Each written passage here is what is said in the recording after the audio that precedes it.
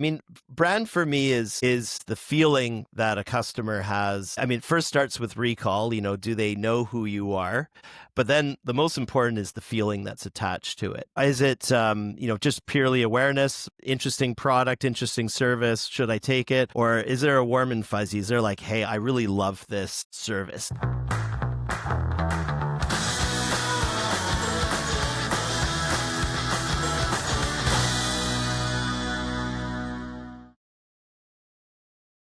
Hello, everyone, and welcome back to another episode of the Tourpreneur Podcast. Every week, we interview a luminary, a visionary in the tour and activity industry, from tour operators to marketers to presidents of countries. Today on our episode, we have the president of Canada with us of Intrepid Travel, which I don't believe is a cabinet level position, but it is a position of import in the tour and activity industry. If you haven't heard of Intrepid Travel, then you haven't heard of one of the largest behemoths on the planet that is also a B Corp that is serving our industry in terms of brand, great product, great people. And I'm really excited that today we get to poke my guest, Christian Wolters, his brain in order to deliver some great insights for our listeners, especially our tourpreneur community who are building brands and look to Intrepid as a goal. So Christian, thank you so much for being here. It's nice to see you. Great seeing you again, Mitch. It's really good to be on board. Yeah, it's an interesting position. It's, I guess, somewhere between governor and prime minister. I'm going to avoid any of the jokes that could be made right now, but I will say that you didn't start your career in this industry as a president of a small country named Intrepid. Would you mind just running us a little bit through your path in this industry over the last couple of decades? Yeah, it's been an interesting one. So I'm a self-described boomerang. So I started with Intrepid Travel in this industry. Prior to that, I was in the motorcycle industry, working for big brands like Harley Davidson. So I got a really good background in brand building from there. But I jumped into the multi-day tour space, the organized tour space, around 17 years ago, around 2008. I was looking around. I had been an avid traveler, backpacker around the world, and was looking to kind of combine my passion with my marketing background, and landed in this company I'd never heard of before called Intrepid Travel. They were just launching their office is in the US and in Canada, in Toronto, in fact, and I was hired on as their first marketing manager. There, I stayed on board until around 2015. I became their, more or less their head of sales and marketing for North America, and then had a good fortune of jumping into another great company and was still continuing to sell Intrepid through a company we all know called Tour Radar, which is a category leader in the space as well. I was there for 9 years. Last 4 of those, I was their CMO. And then I had a good opportunity to jump back on board into Intrepid Travel to help them with their latest chapter in growth. Those are some great companies. The Tour Radar team are fantastic. I know the Harley Davidson team a little less. Well, there's slightly have different belief sets. Maybe climate emissions and things like that are not at top of mind like they are at Intrepid Travel. Nevertheless, it was really cool just because I could actually see how far a brand can become when it came to pure passion. Yeah, I actually want to pause and talk about Harley Davidson a little bit because I think Intrepid and Harley have something a little bit similar going on, which is such a strong brand that it's really building a community. So it's not just repeat customers, but it's people who really have drunk the Kool-Aid, who have bought into it. Are there lessons from your Harley days that have kind of carried you as a marketer through the decades in the travel industry?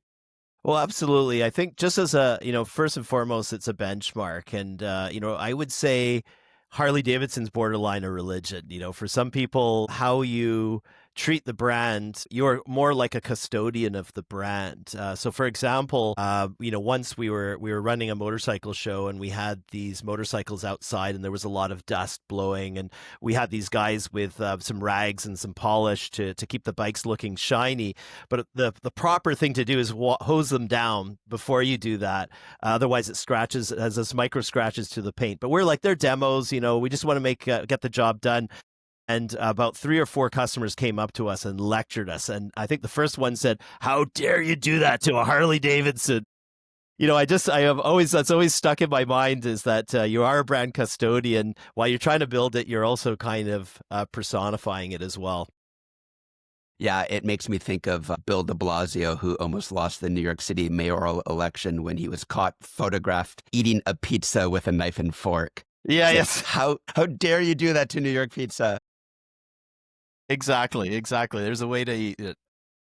There's a lesson in there for tour businesses, which is how do you maintain that sense of brand identity that everybody is so loyal to? A lot of multi-day tour companies have that with their customers. Those customers keep traveling with them again and again and again because they have a sense of ownership of what that particular tour operator's brand is, just like Harley and like Intrepid. How do you think about, as a marketer, also innovating, also going in new directions, and also responding to the need to grow a customer base and not just serve the ones that keep traveling with you? Yeah, I mean, it really comes down to first and foremost is the product. If you're looking at the P's of marketing, and it's producing unique but good quality, customer first, industry leading excellence when you're delivering the product to the customers. And what the key person or individual that delivers that is the tour guide itself or the tour leader. They're the ones that create the memorable experience. And I had this interesting experience that I was recently, we both were actually at Arrival, and I talked to a couple of customers, and I don't know if they were our customers, but I told them I was in the multi-day tour space, and they said, "Oh yeah, I did this amazing tour 4 years ago, and I did this and I did that, and it was so memorable." And I'm like, "Great. Well, who did you travel with?" And completely forgot. They had no idea who they had traveled with. And to me, that's kind of a failure on the operator's part because they obviously didn't instill the brand. And then, of course, there's no word of mouth. That person wasn't actually being a net promoter going out there and encouraging everyone to go on their tour. So it's really critical that your tour leader is not just making a great time and a great experience, but they're also,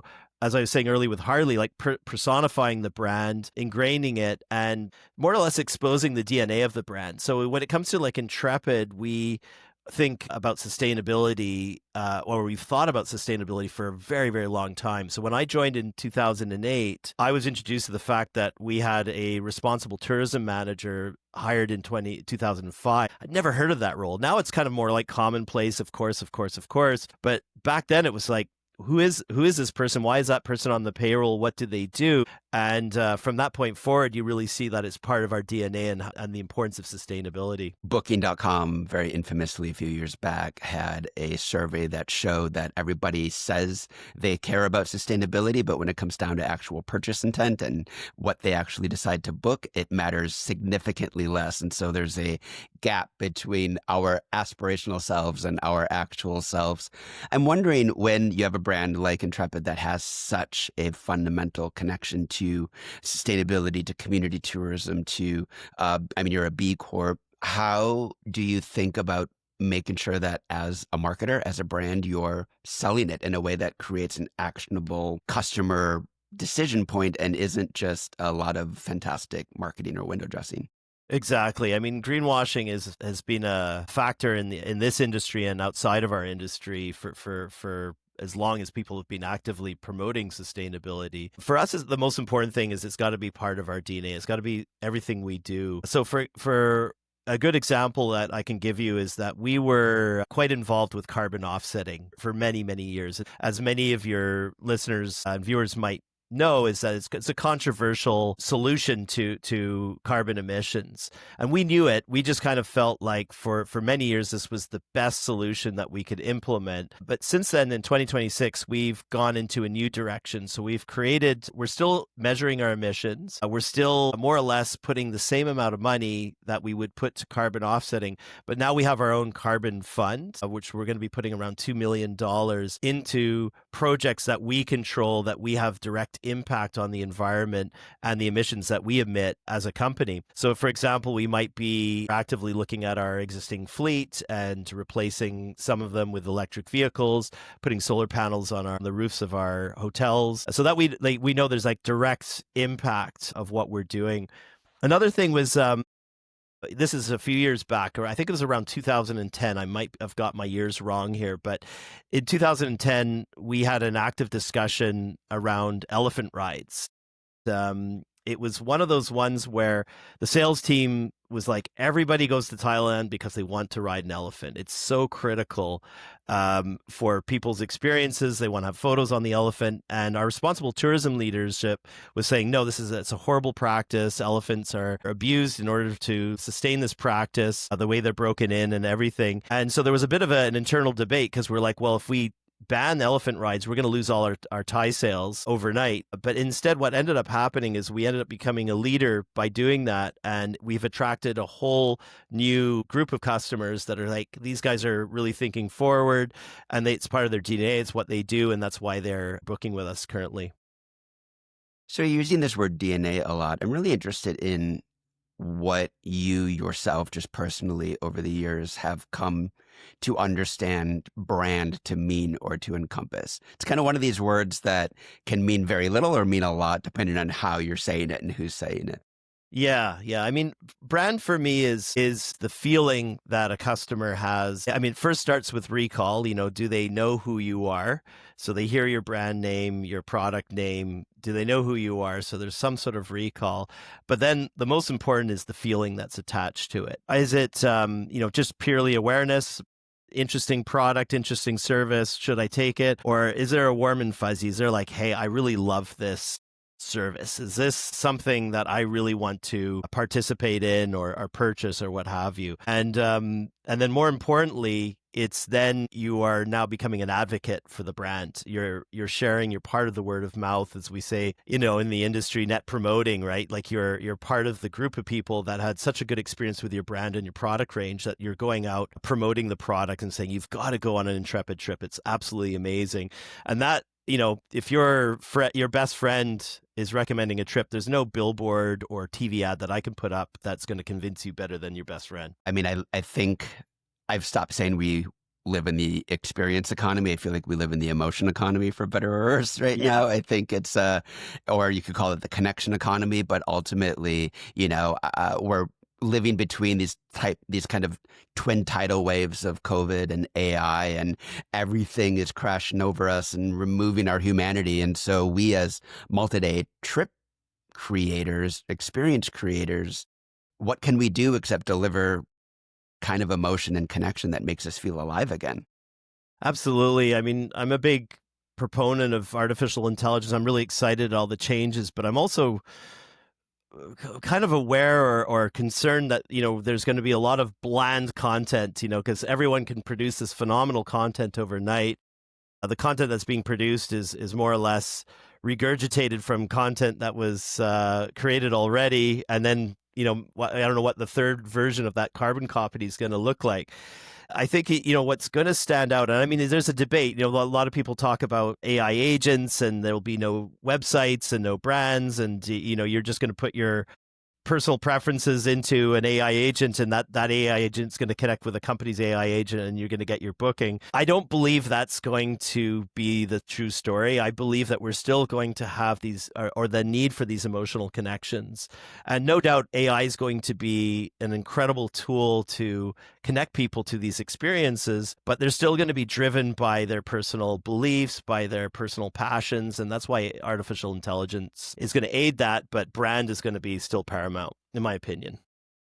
Yeah, I'm not going to try to box you in too much, because I feel like every 3 days it's completely changing. There were just recent launches. I mean, now you can, as of taping, you can now Walmart shop through ChatGPT. So things are moving really quickly, but it does, because of that rapidity, ask of us to come up with some basic beliefs that we have about how we should be behaving in this time of crazy rupture. You're right. I think brand, it's so funny the way Sora 2, Veo 3 are, for one day, absolutely magical. And by day 2, we're kind of already tired of them.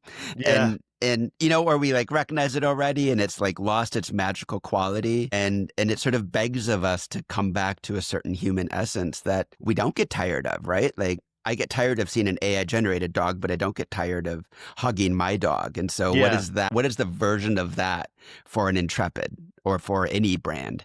Well, with Intrepid, I mean, it's all about human experiences. So at the end of the day, you take out the robots, the AI, the technology. At the end of the day, we're sending human beings to countries to meet their tour leaders, who are obviously human beings, and to meet locals and have local experiences and have experiences with local culture. So that's like the underlying thread. So what we see is that with our customers, they definitely don't mind a front layer of AI to say, hey, just to figure out what their preferences are. But then very quickly they go, hey, great. Now I'd like to talk to an actual salesperson that's been to this country and that's had this experience, because I want to talk it through. I really want to understand it, and I want to make sure it's not a virtual dog; it's a real dog. So it's really, really critical. Yeah, for one of my companies, I was testing out a little chat bot on my website, and you could see all the chats, and one person who got the chat pop up, all they typed was human, human, human, human to every response, and then a swear word, and then they exited the chat. But from your vantage point at Intrepid, you talked about kind of the customer right now. What are you seeing? It just feels like I hear contradictory things about customer behavior, what they want out of a trip, longer, shorter, more meaningful. I saw as I was lurking and looking at your website, you've launched short trips, for example. Can you talk to me a little bit about the customer behavior that you're seeing as you look Yeah, absolutely. from the Intrepid lens? Absolutely. So yeah, we just released a brand new set of product. It's called Short Breaks, and these short breaks are designed specifically for the American customer.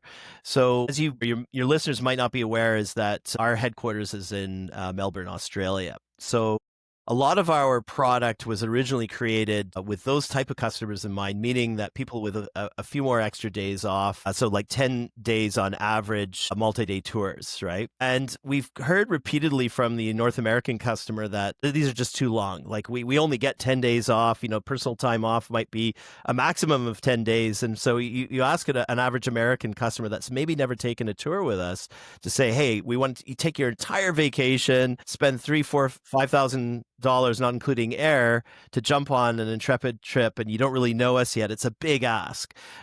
So what we decide to do is create some product that's specific to the North American customer, which is around 4 to 6 days long. They're premium experiences, meaning that both the experiences themselves are really like big highlights, big moments, and the accommodation is also slightly elevated as well.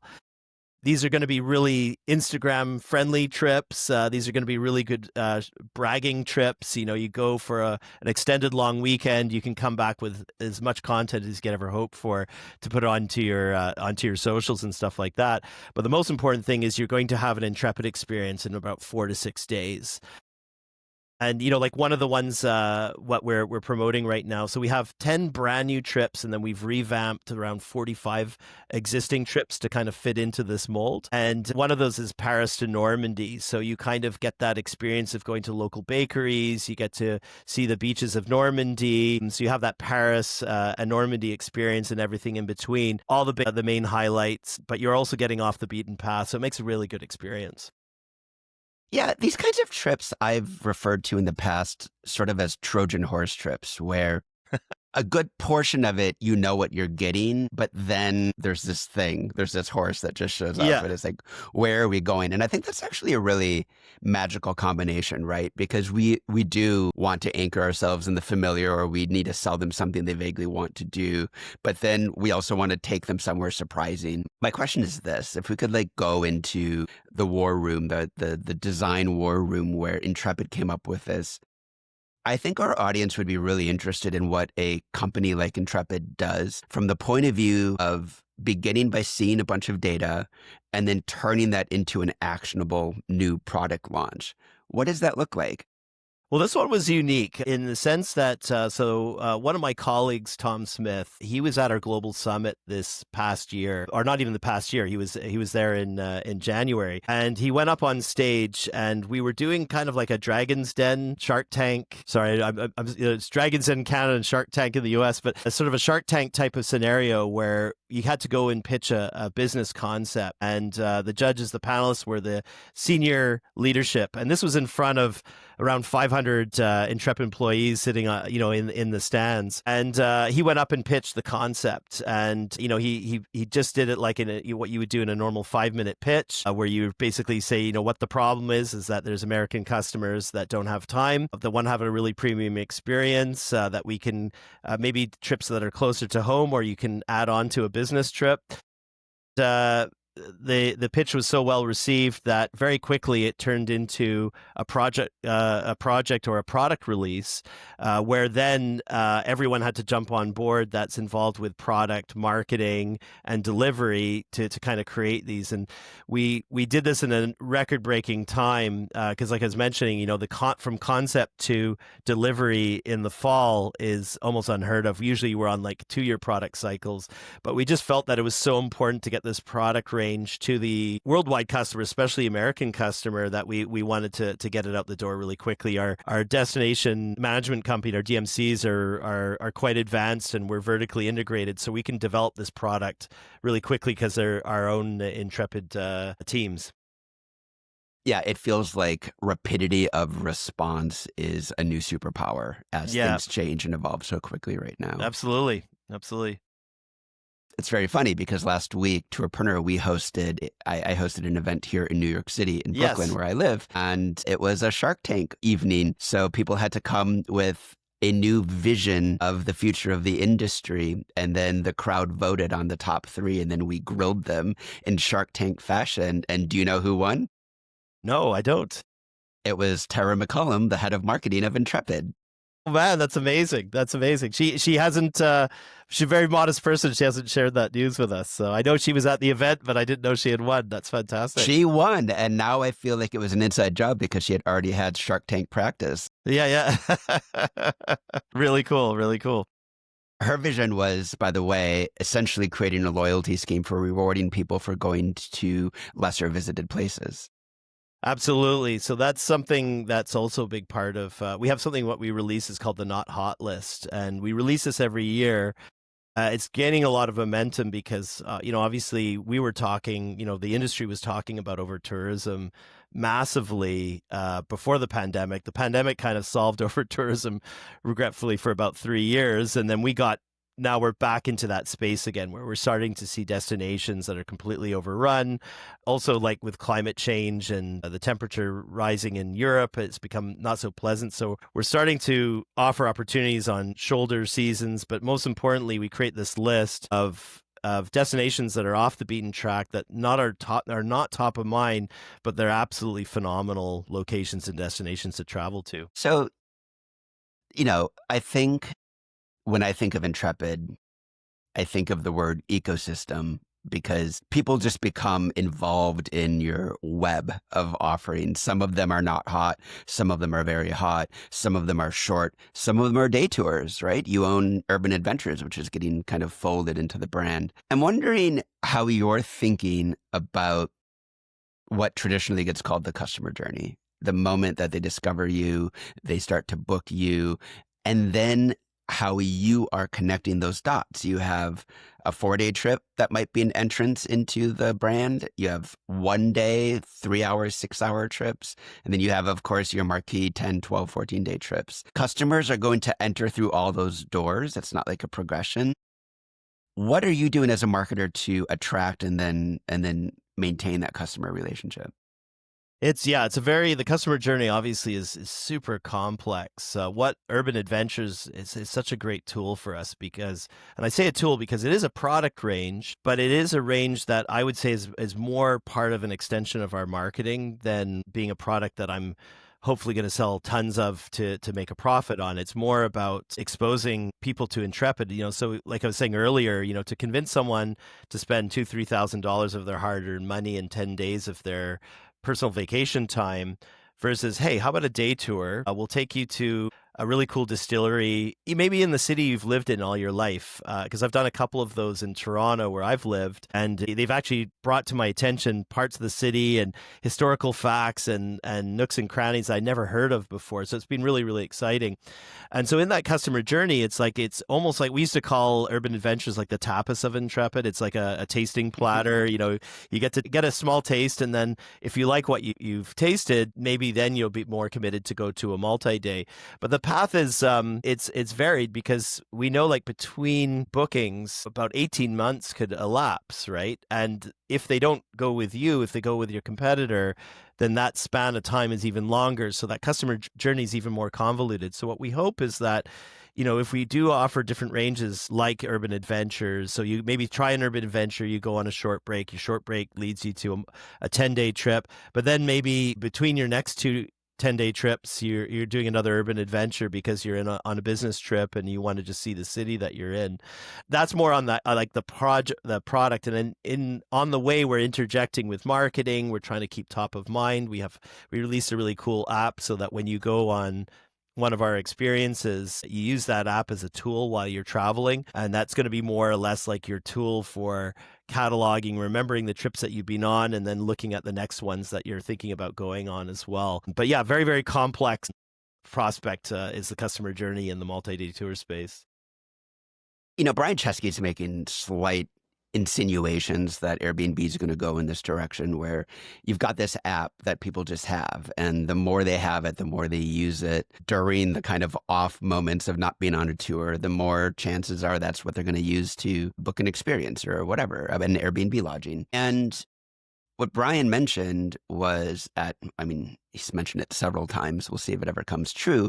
But what he mentioned is that there's going to be a new community aspect to it, that you're going to start to be able to use it to interact with fellow travelers or people. You're going to be able to see who's on an experience, connect with them after. And I think that's really powerful. In this age of social disconnection, this is a moment where lifelong friendships are made in a very short span. Are you thinking about that community aspect, about creating a sort of a network or a connection point between the actual travelers and not just this isolated individual scrolling for their next purchase with Intrepid?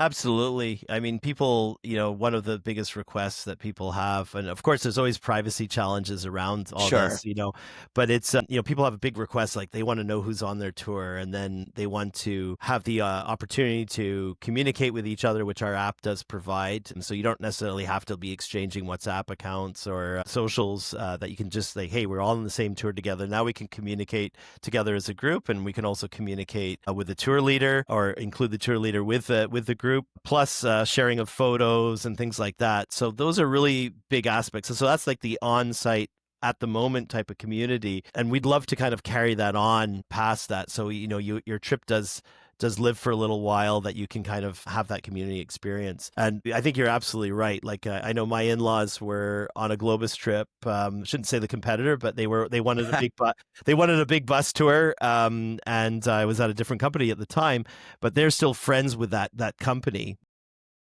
And now I'm getting them conveniently on an Intrepid trip with those friends, so it's going to be really cool. But it's pretty exciting, because they don't, when you get a bit older and you don't often get the opportunity to meet brand new people and have new people in your lives, and they've just literally added 5 people into their lives and experience, which is really cool. Absolutely. And 5 really special people that open up new doors to their lives. And the product, in a certain way, is no longer exactly the experience. It's the connections made. It's the memories we made along the way, Yeah.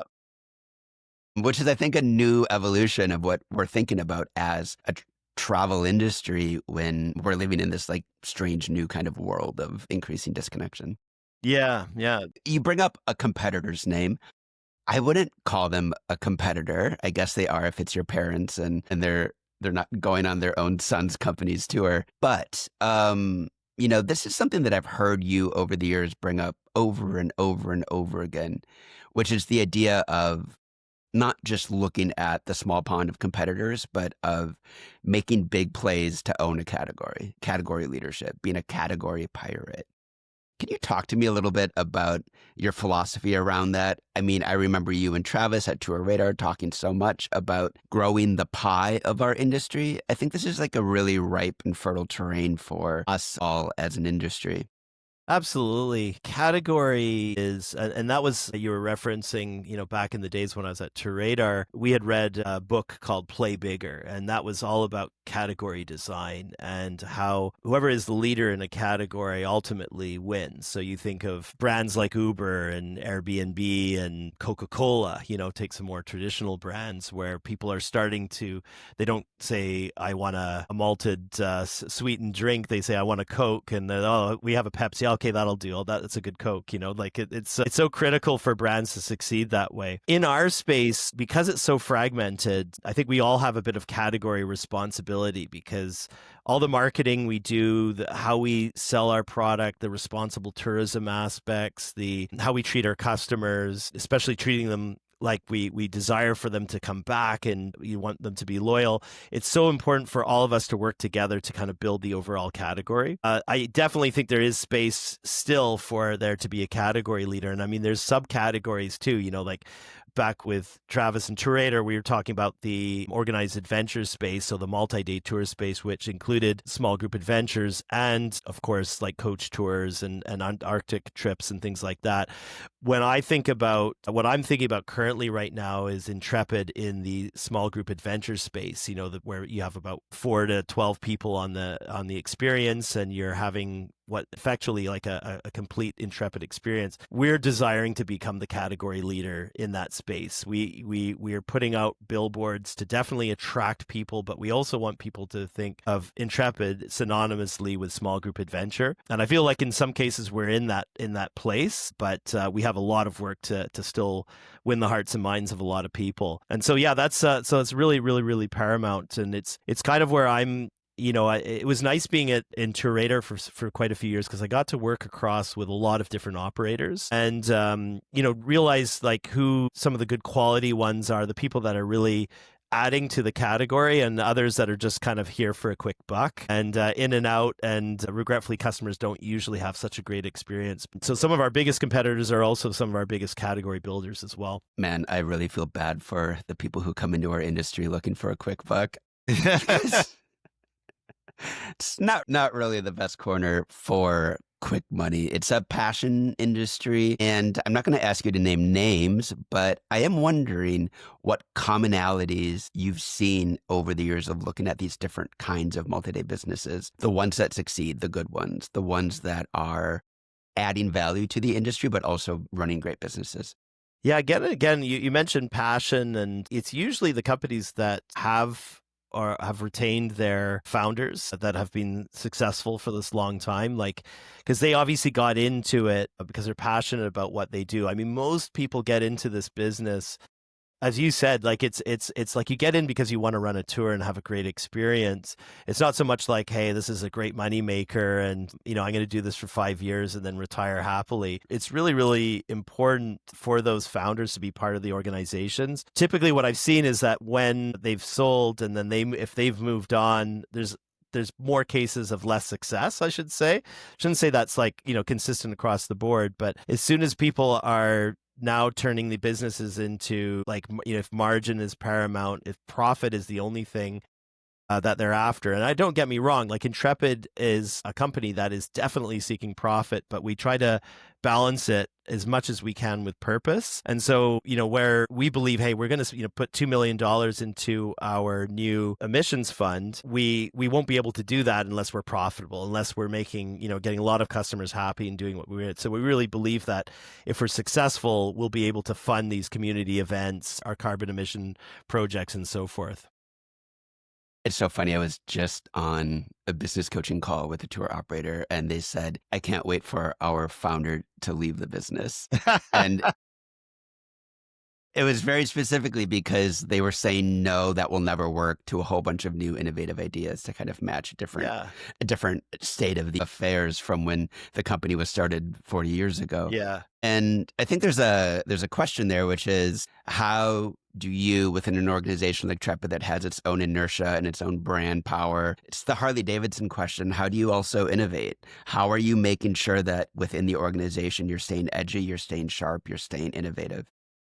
I would say and to kind of connect it to the founder challenge maybe is that good founders bring in good people below them, right? So they interject where their passion remains and lies, but then they've got good people to run the business. And then those people, you could say like Daryl Wade, he brought in James Thornton. James Thornton's been our CEO for many years, and he's been really successfully driving the business. But his success is because he's been bringing in great people to solve different issues and to different challenges along the way. Because inevitably, the C-suite can't figure all the answers out themselves on their own. And there's people that are maybe outside our industry, inside our industry, that kind of get that intel and are able to bring it into the company. But the company has to be ambitious. It has to be willing to absorb new ideas. And then the people inside it have to embrace it. And that's the challenge, right? Because you do get some people that have been doing something for a long time, very passionate about what they do, but they might not be as eager to embrace all the changes. And that's kind of the conundrum, the thing that we all try to challenge ourselves to achieve. Yeah, no, I think you're absolutely right because this is definitely an operator that I was talking to that was not feeling empowered by their boss. And when I see James's LinkedIn announcements, every single time I'm like, oh, that's smart. Oh, that was a smart hire. Those are good people. So that's a good sign. I'm interested as you read the tea leaves of marketing at the moment right now. What are you noticing are strategies that are no longer working and which ones are working? And within marketing, wow. Okay, that's a question. And take it whatever way you want because it could have been the topic for the next 3 hours, but we have Mhm. about 10 minutes. So. Yeah, yeah. No, I think it's funny. I guess the big one is when I started in marketing, before touring, I didn't have a digital budget. I didn't have a performance marketing budget, and I remember like when there started to be a bit of online activity, and I was begging my head of marketing then to like, hey, can we just cut a little bit of funding for some digital marketing? Then around 2018, 2019, just before the pandemic, I felt like performance got to its absolute height where we were spending 80-90% of our budgets on that.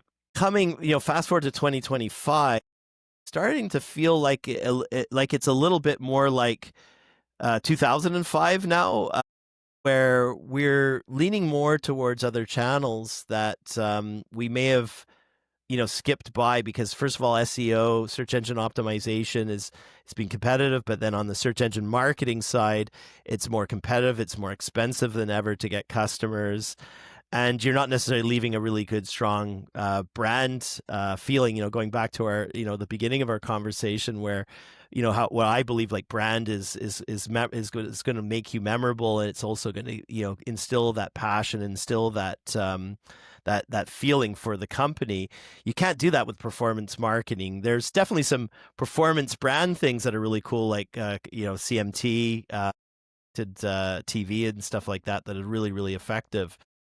That's kind of where I'm starting to see the major shifts. Is that like if you take Intrepid for example, we were I think one time we were maybe close to 80-20. At Torado, we were even more leaning towards performance. Intrepid is striving to get to close to 50-50 right now. 50% brand, 50% performance.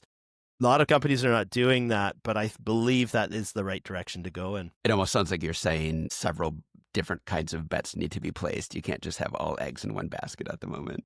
Absolutely, absolutely, and for me, it's the other aspect. I think the most critical thing is partnerships. So it's identifying different companies, organizations, platforms that are doing some interesting things. So one of the ones we identified recently was Duolingo.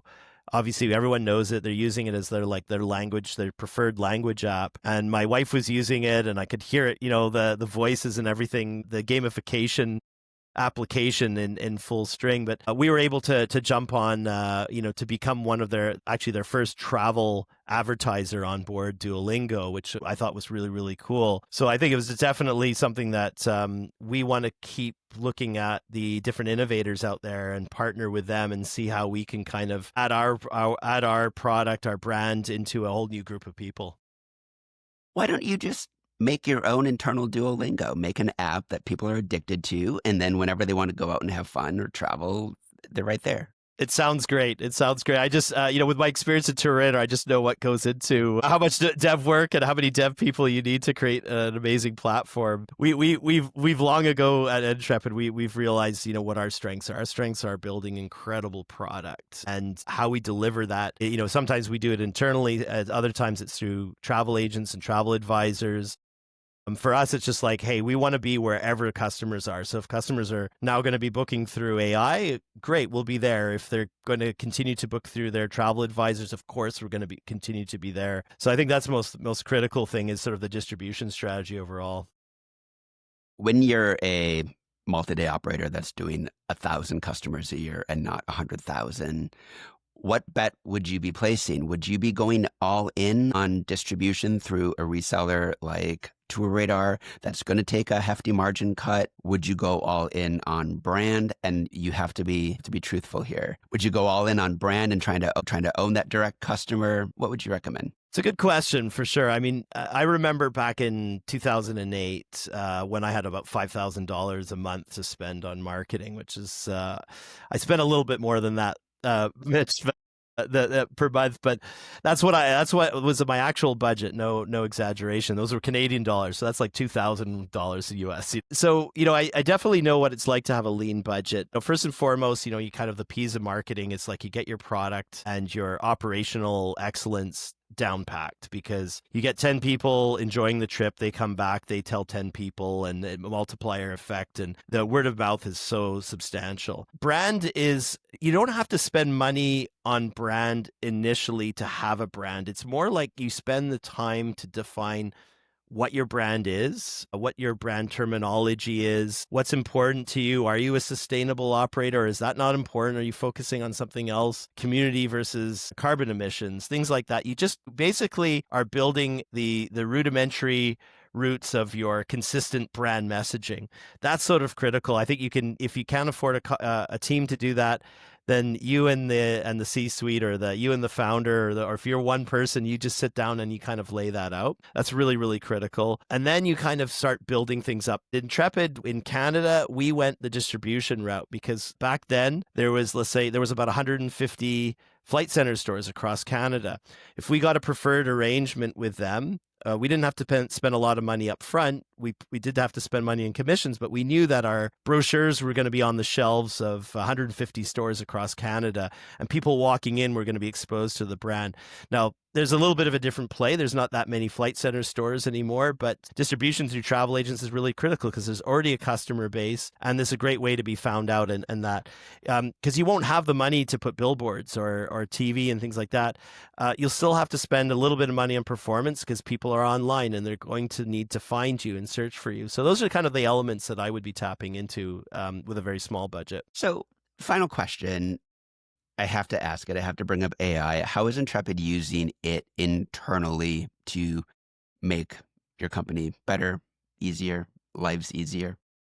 Oh, yeah, that's a great topic. I mean, we're still what I would say in our infancy right now. So we're in, one of the things that I'm kind of promoting and pitching right now is something called AI teammates, where we all talk about AI agents, and how we're going to have these automated processes and tools that are going to solve all our problems, and most of us are going to be obsolete. So that's kind of the thing I'm trying to get away from. And so the philosophy that Intrepid has is that we're human led but AI enabled. So AI teammates takes that philosophy, and you kind of break out all of your different workflows. So if you say all the jobs that people are working on, and tasks and things that you're trying to produce, you break it out into workflows, and then you look at the workflows where there's human beings doing something exclusively, and you're saying, hey, could a human being pass this off to an AI tool that's been trained to work within your ecosystem, understands your brand, understands your product, understands data that your company has,